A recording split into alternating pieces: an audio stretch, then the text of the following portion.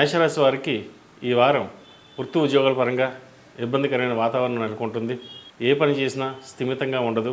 ఒక పని చేస్తే దానికి ఇంకో పని తోడవుతుంది. ఎన్నో ఆటంకాలు ఎదురవ్వాల్సిన పరిస్థితి గోచరిస్తుంది. ఇటు ఉద్యోగపరంగా కావచ్చు, వ్యాపారపరంగా కావచ్చు, చిన్న చిన్న ఆటంకాలు, మనస్పర్ధలు, లేనిపోని అపనిందలు వచ్చే అవకాశం గోచరిస్తుంది. ఏదైనా సరే మీరు స్థిమితంగా ఉండి 1-4 సార్లు ఆలోచించుకుని ముందుకు వెళ్ళినట్లయితే ఇబ్బందుల నుంచి తొలగిపోయే అవకాశం లేకపోలేదు.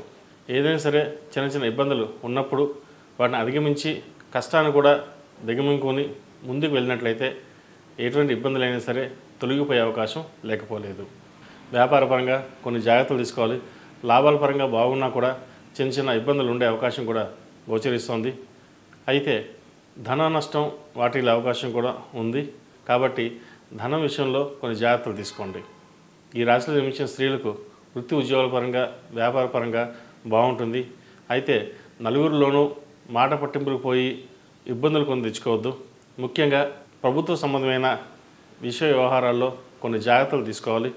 ఏ విషయాన్ని సరే క్షుణ్ణంగా ఆలోచించి ముందుకెళ్ళాలన్నది చెప్పదగినది. ధన నష్టం సూచిస్తోంది, జాగ్రత్త వహించండి. సంతాన విషయంలో కూడా కొన్ని జాగ్రత్తలు తీసుకోవాలి. విషయ వ్యవహారాలు అన్నీ గమనించుకుని ముందుకు వెళ్ళినట్లయితే ఎటువంటి ఇబ్బంది లేకుండా ముందుకు సాగుతారు. మొత్తం మీద ఈ రాశి వారికి ఈ వారం కొన్ని జాగ్రత్తలు తీసుకోవాల్సిన విషయంగా చెప్పవచ్చు. విద్యార్థులకు అనుకూలంగా ఉంటుంది.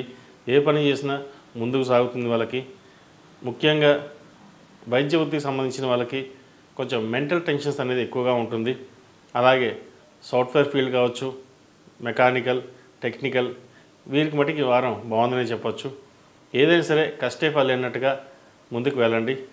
నూతన అవకాశాల కోసం ప్రయత్నిస్తున్న వారికి ఈ వారం కొంచెం గడ్డుకాలం అని చెప్పవచ్చు.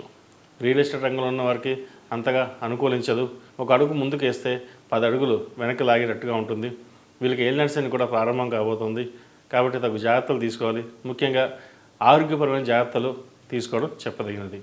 ఈ రాశిలో జన్మించిన వారు ప్రతిరోజు ప్రతినిత్యం అరటినార ఒత్తులతో దీపారాధన, అలాగే శని స్తోత్రం ప్రతిరోజు 54 సార్లు లేదా 108 సార్లు పఠించినట్లయితే శని దోషం కొంతవరకు తగ్గుతుంది. తద్వారా ఏ పని చేసినా మంచి ఫలితాలు ముందుకు సాగుతాయి. ప్రతిరోజు ప్రతినిత్యం శివాలయ దర్శనం చేసుకోవడం చెప్పదగినది. నల్లని వస్త్రం దానం ఇవ్వడం చెప్పదగిన విషయం. ఈ రాశిలో జన్మించిన వారికి కలిసి వచ్చే సంఖ్య 6, కలిసి వచ్చే దిక్కు తూర్పు, కలిసి వచ్చే రంగు గ్రీన్. ఈ పూజా స్టోర్.in పసుపు కుంకుమ నుంచి దేవతా విగ్రహాల దాకా అన్ని రకాల పూజలు, వ్రతాలు, వివాహం, గృహప్రవేశం, హోమాది శుభకార్యాలకు కావలసిన పూజా సామాగ్రి అంతా ఒక్క క్లిక్తో మీ ఇంటి వద్దకే.